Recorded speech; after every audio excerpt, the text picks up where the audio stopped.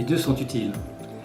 Le Parlement délibère, la Commission exécute, donc ce sont deux institutions fondamentales dans le fonctionnement des institutions européennes. L'Europe des peuples. Anglais et allemand.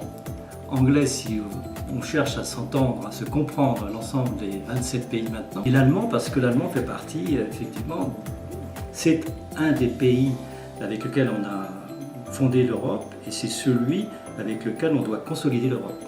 Deux piliers reposent sur le français et l'allemand.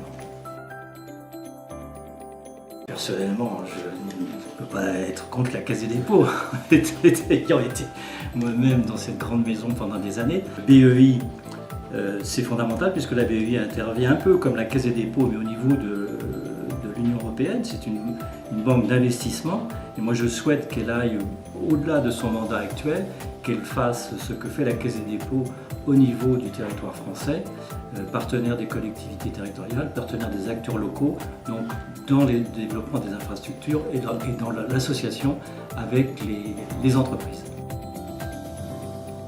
Plutôt Charlemagne, parce que Charlemagne a voulu construire une Europe et il lui a donné la première monnaie, le denier.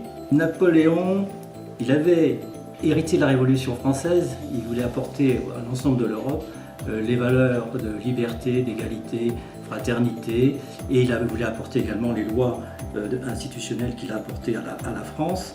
Donc il y avait un progrès à la base, seulement l'époque napoléonienne s'est traduite par énormément de souffrances, de douleurs et d'inhumanité.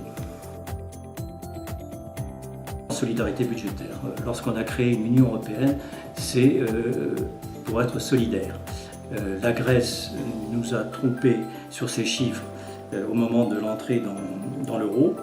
Elle méritait d'être punie, mais elle ne méritait pas de sortir. Donc il est fondamental que l'Union européenne soutienne chacun de ses membres.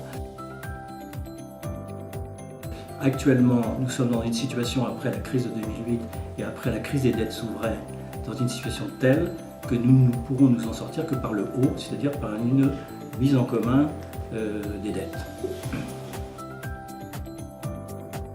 Hard Brexit. Quand on a pris une décision, il faut aller jusqu'au bout.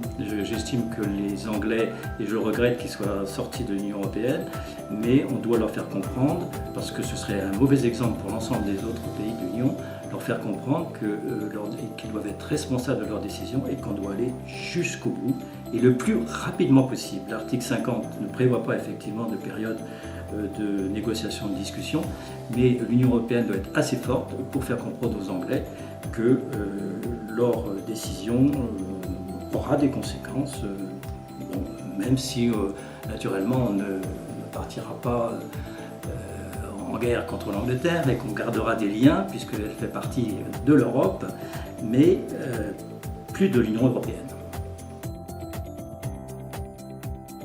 Du scénario 5 et du scénario peut-être même 5+, parce qu'il y a notamment dans ce scénario 5, si ma mémoire est bonne, la défense qui me paraît fondamentale, une défense européenne, un budget renforcé avec des ressources propres, c'est ce que j'avais indiqué dans mon ouvrage. Il faut absolument que l'Union européenne dispose d'un budget avec une ressource propre, un impôt européen qui se substituerait à certains impôts nationaux, parce qu'il ne faut pas faire peur aux gens, au peuple.